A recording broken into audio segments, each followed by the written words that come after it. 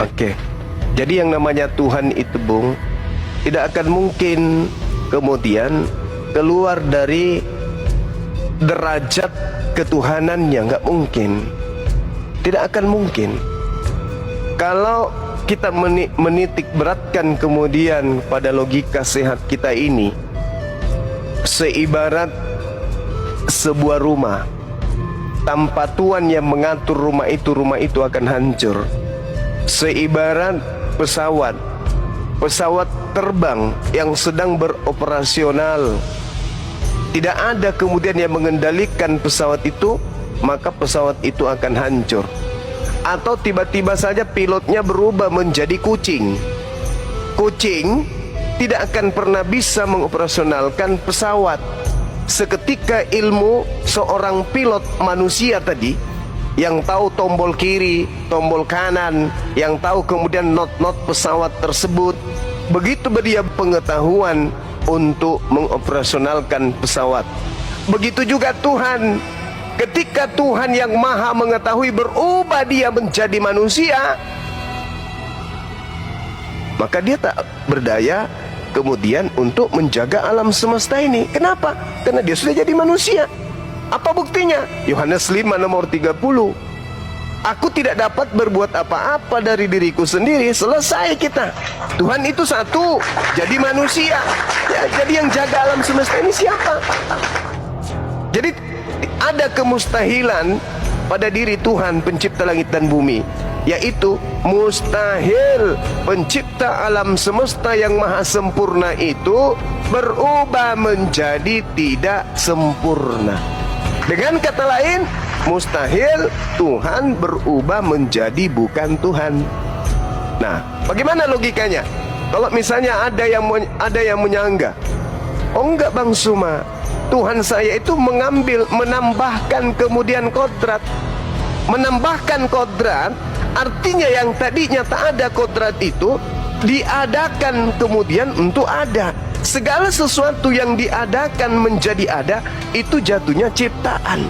Apakah mungkin Tuhan menciptakan Tuhan? Salah.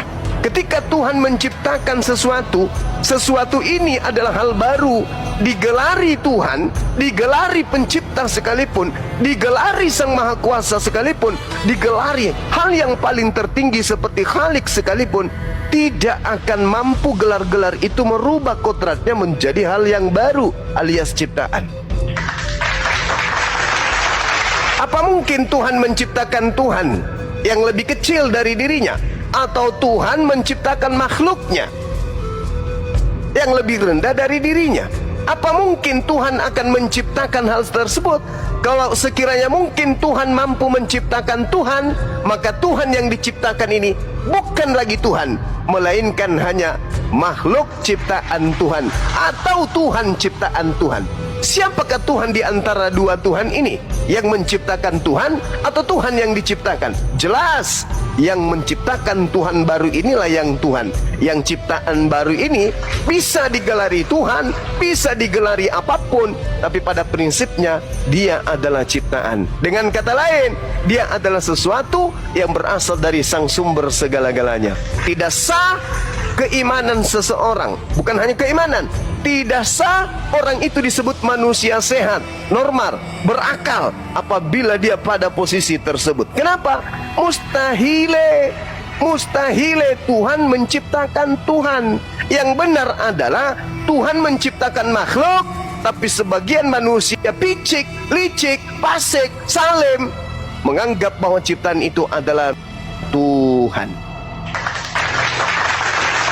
Kalau sekiranya mungkin akal kita ini disetting untuk tidak berfungsi selayaknya manusia normal, maka adalah lebih baik saudara Kristen beranggapan Tuhan boleh menciptakan Tuhan baru, tetapi Tuhan baru ini harus menciptakan Tuhan yang jauh lebih besar daripada Tuhan yang tadi.